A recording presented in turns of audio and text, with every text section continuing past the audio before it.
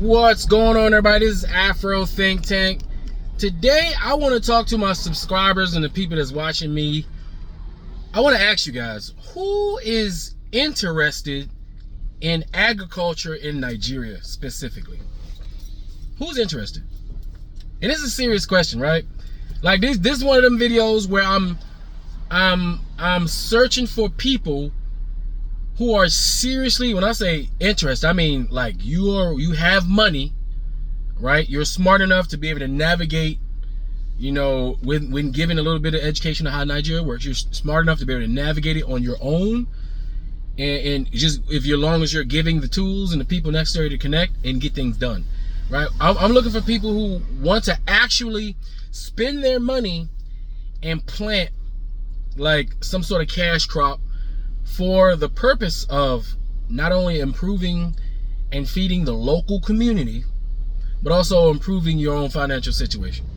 I'm looking for those ones who understand that it could possibly take you a few years to get into profit. I'm looking for like those ones who are like serious entrepreneurs and business seeking, like people who are for real. Because in the real world, it takes sometimes years and lots of your own personal money and a lot of effort and time to make something happen, right? In order to free yourself from your current condition, you have to make yourself uncomfortable, more uncomfortable for sometimes sustainable amounts of time in order to leverage yourself so that you can really win and so you can live the other half of your life, the back end of your life, a more peaceful, calm, and relaxed, and with more luxury and more everything, right? So the area that I'm in the Ekiti State, Nigeria, it's a farming area, right? They have land everywhere. It's not like Lagos says. There's other parts of most of Nigeria is farmable, right? I mean, really, to be honest, right? But the thing is, we all need connections in these places. And I know most people don't know, you know, anybody in Nigeria. That's what I'm here for. I'm here to be the guy that you know in Nigeria, you know, the resource guy, the guy who can connect you with this person, that person, blah, blase, blase. But only serious people, because we don't got time to play, right? And there's been several people who wanted to come with me to Nigeria, and they were dead serious. But I'm like, no, because you don't seem ready. When you talk, I don't see an organized thought, right? I just see chaos and enthusiasm. You can't just be enthusiastic, all right? I need people who are not only you have to be enthusiastic, right? You gotta have patience, discipline, and some know-how, or at least the ability to figure out how to do something. Like me, I'm a farmer in Nigeria. I've never farmed a day in my life, but I've been doing it, you know, since I've been Google it, YouTube it, I do whatever, I figure it out, right? Somewhere there's information on it. But I'm looking for others like me, right? And I'm not necessarily to join. I'm not quite trying to add anybody to what I got going on personally with my own business partners. But what I do want to do is I can go in separately, totally separately with other people who are serious, right? Because the thing is, you got to be able to get into Nigeria. You got to be able to get a visa. You got to be willing to go through the visa process to get into Nigeria. That means you got to pay and deal with whatever it costs to get that, right? The visas are 5 years now. So America, it used to be 3, but what America did was they opened up the visa for Nigerians in America. They made it 5 years. So in turn, Nigeria made visas for Americans 5 years. So you only got to do it once every 5 years, which is almost as good as having a Nigerian passport, to be honest, because a Nigerian passport, you got to renew every 5 years. So even if you went over there to get your citizenship, right, you still got to renew it every 5 years. You know, is almost the same as your American passport, but you got to get the visa every 5 years. So unless you want to get the Nigerian visa or the ECOWAS visa so you can go to the other countries, which I will be getting, you know, when it becomes viable and they start selling it. But there's different things to get, but you gotta be willing to do that. You gotta be willing to learn how to navigate around the country yourself. Because what I can't do, because I'm too spread out, what I'm doing, I can't babysit, right? I can facilitate, but I can't babysit. So I need self-sufficient individuals, because it takes a self-sufficient individual to run and operate a business overseas, right? And I'll tell you right now that you wouldn't have if you work with me remote. Working remotely won't be an issue, because that's like how we're gonna have to do it. Unless you plan on moving there. Like, I mean, if you want to do that, you can do that, right? But you know, I go back and forth because I make my money here. to leverage over there until I can make my money there to leverage over there, which I'm working on. But I know there's some people like myself who may want to farm. I was also thinking about ideas like, there's so many opportunities for those who are willing to get on a plane and go and take a couple trips to canvas the place. Retreats, like if you're interested in a getaway retreat, you want to create a getaway retreat, have some land, build something beautiful to where you can maybe get the black ladies out there, you know, fellowshipping way away from Western society on their motherland, just them kumbayaing, and you can get the local African women involved and they can do some kumbayaing, some woman fellowshipping. You can get the men, you can have a man retreat where the men go out there and they go to Africa and they can be real men, you know, and they can have manly experiences and they can meet some local women that would love to meet. Listen, I got some ideas. Don't give me no money, yo. If y'all listen, if y'all give me some money, I'm gonna make a lot of shit happen. I'm telling you, I got so much shit that I'm capable of doing, only if I had the money to do it, right? But when I have the money eventually, I'm gonna be doing a lot. It's gonna be great because that's just the kind of guy I am, right? But men, you can have a men's retreat, you know, a good 2, 3, maybe you want to get away for a month, you men, you know, get out here, go to Africa, meet some traditional African women, fellowship, meet some African men, do some business, get some relationships going, you know what I'm saying? See what resources are out there available for you. You want to do that? That's easy. Shit, you can build a nice 5 or 6 houses on a couple acres of land for relatively cheap. To be honest, you get like 4 or 5 homeboys. Y'all got a little bit of money, maybe y'all in the middle class or whatever. You know, if y'all was ever planning on buying like a couple units here in America, shit, for the price of the down payment for a couple apartment units here in America, shit, you can go build in a whole apartment complex in Africa. You know what I'm saying? You can own that shit, rent it out, and you can have a place to bring the diaspora there, you know. I'm just saying for my Caribbeans, you know, for my Afro Latinos, y'all, if y'all got money, y'all can go over there and make your little oasis. You know, make your girls get away, couples get away. Maybe you want to have a farm slash oasis. You know, maybe you want a place where you can go relax, learn how to be one with nature while growing food. I mean, there's all sorts of combinations of shit you can do. Get your mind right over there, right? Away from the white Western culture, away from it. Steeped in African culture. You can get the continental Africans, the local people involved. You know what I'm saying? You can get that spirit. Y'all want to have a spiritual experience?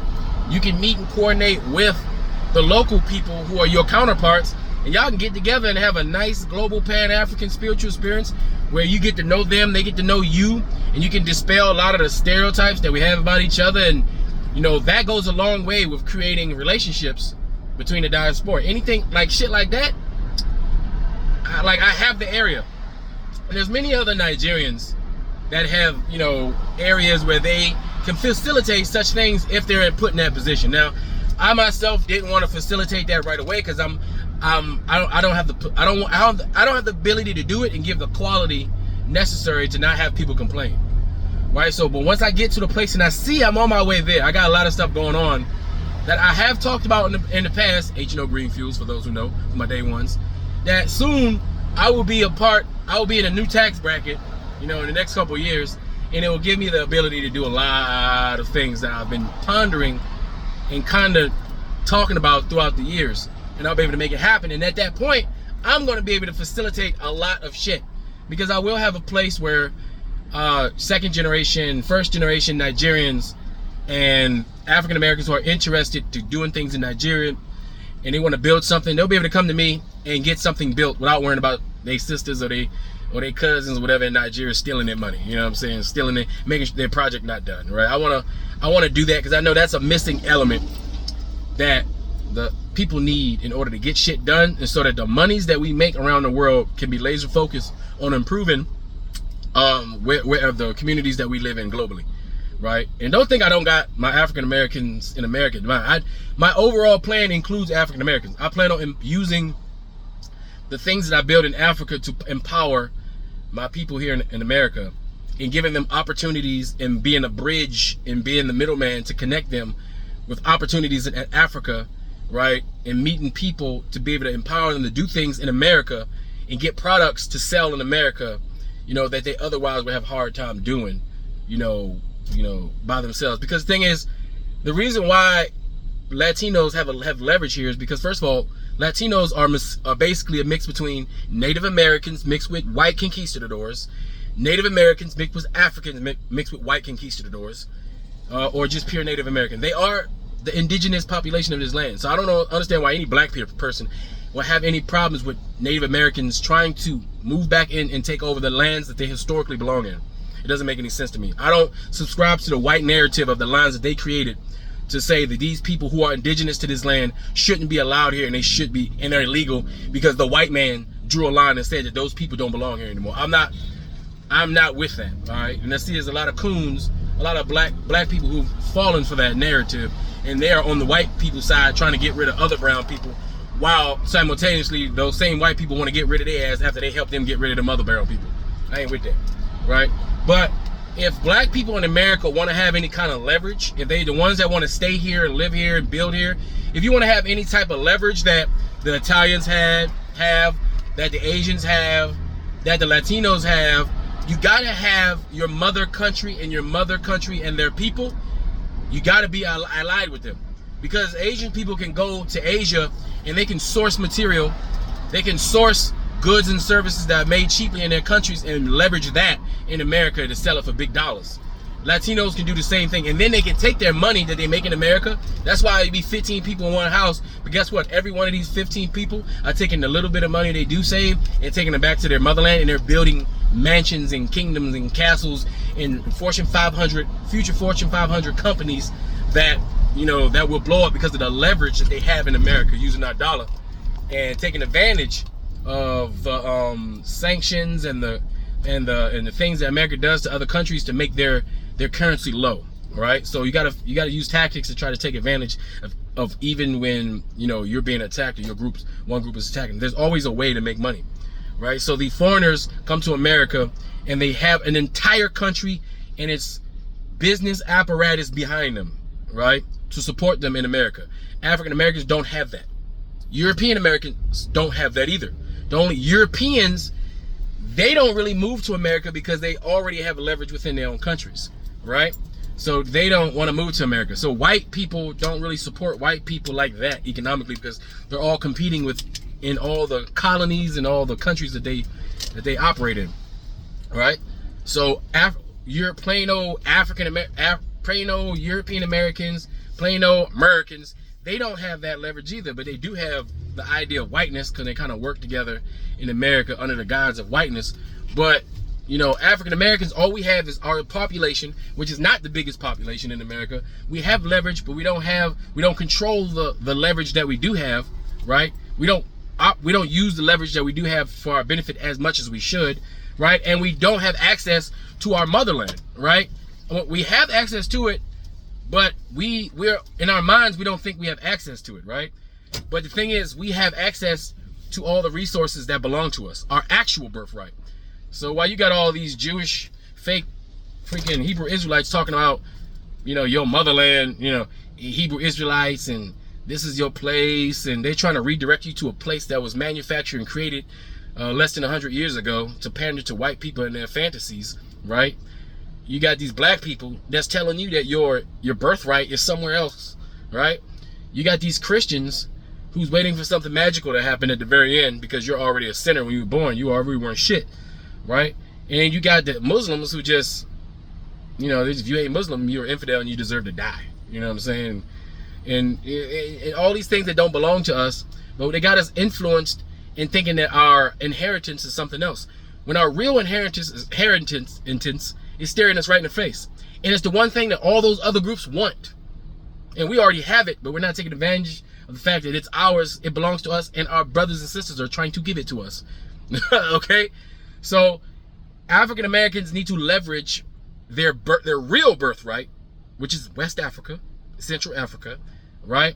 We need to leverage the opportunities given to us in our homeland, right, which is Africa, Central and West Africa, right? And take advantage of all the opportunities that all the other groups clearly see but African Americans. Every other racial group sees the value in the goods that Africa can provide. and the resources that the whole entire world sees it, but African Americans don't see it, even though African Americans are some of the very few people around the world who have access to these resources with no barriers, with no controversy, right? And the ones that are going to take advantage of that are the ones that's going to lead African Americans and the greater diaspora into the future. The ones that still sitting back with the old, archaic, white Western way of thinking of us versus them, no matter who, they're going to sit here and have to still deal with the white Western institution that's controlled by white Westerners, that was built and made for white Westerners.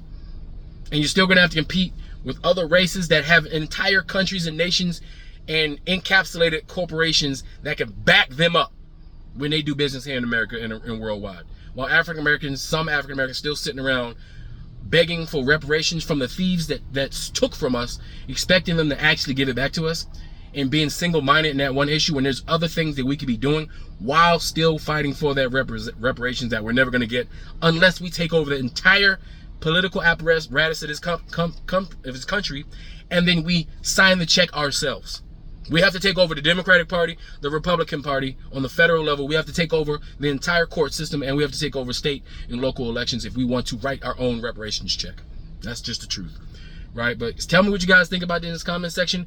Is there anybody that's really about that life? If you are, hit me up in my comment section. You guys know I have a WhatsApp group, Afro Think Tank Bridge Project, where there's other like-minded people who are not just talking, but they serious and they're looking for real partners. You know, come on there, Afro Think Tank Bridge Project. I'll put the link in the description. Join that and hit me up in the WhatsApp if you're serious, because I am going to be doing something this in the future, and I want those who are serious about making real moves, I want them to be plugged into me somewhat, because when I make moves, and that's just going to be what it is. All right, so tell me what you guys think in the comment section. This is Afro Think Tank. Learn something, teach them. I'm out.